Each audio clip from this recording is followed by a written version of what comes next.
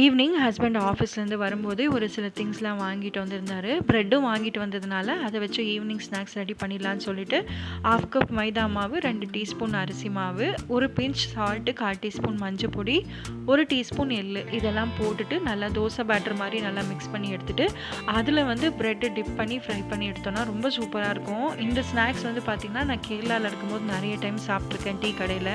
So இது சாப்பிட்டுட்டு அதுக்கப்புறம் பெங்களூர்லேருந்து எடுத்து வந்த திங்ஸ்லாம் அந்த அழுக்கு துணியெல்லாம் எடுத்து வாஷிங் மிஷினில் போட்டுட்டு, இந்த முறை பார்த்திங்கன்னா எந்த ட்ரெஸ்ஸோ பாத்திரமோ வாங்கக்கூடாதுன்னு முடிவு பண்ணி போயிருந்தேன்.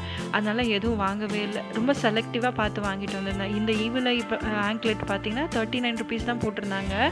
லுலு ஃபேஷனில் தான் வாங்கியிருந்தேன். இந்த ஜும்காலாம் பார்க்க ரொம்ப அழகாக இருந்தது. இயரிங்லாம் போட்டால் எனக்கு அழகாக இருக்குமோ தெரியல, பட் பார்க்க ரொம்ப அழகாக இருந்ததுனால 2 வாங்கிட்டு இந்த ஹேர் பேண்ட்ஸ் வந்து 79, இந்த புத்தா ஸ்டாச்சு வந்து ₹300 போட்டிருந்தாங்க.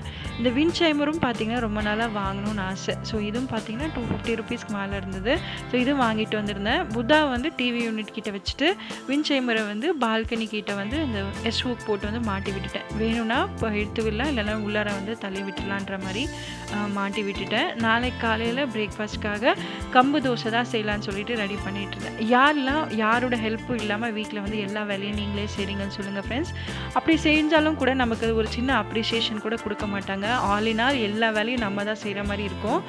அந்த அப்ரிசியேஷன் எனக்கு கிடைக்கலன்னா நான் என்ன பண்ணுவேன்னா, நானே வந்து எனக்கு பிடிச்சது ஏதாவது வாங்கி சாப்பிட்டுப்பேன். இல்லை பார்லர் போய் எனக்கு நானே ஏதாவது செல்ஃப் கேர் பண்ணிப்பேன். ஸோ இந்த மாதிரி எனக்கு நானே ரிவார்டு கொடுத்துப்பேன். நீங்கள் உங்களுக்கு என்ன மாதிரி டைப்னா ரிவார்டு கொடுப்பீங்கன்னு கண்டிப்பாக சொல்லுங்கள் ஃப்ரெண்ட்ஸ். கொஞ்சமாக ஃப்ளாக்ஸ் சீட் பொடி ரெடி பண்ணிவிட்டு நைட்டுக்கு வந்து புட்டு கடலைக்கறி தான் சாப்பிட்டாச்சு. தேங்க்ஸ் ஃபார் வாட்சிங். Have a good day.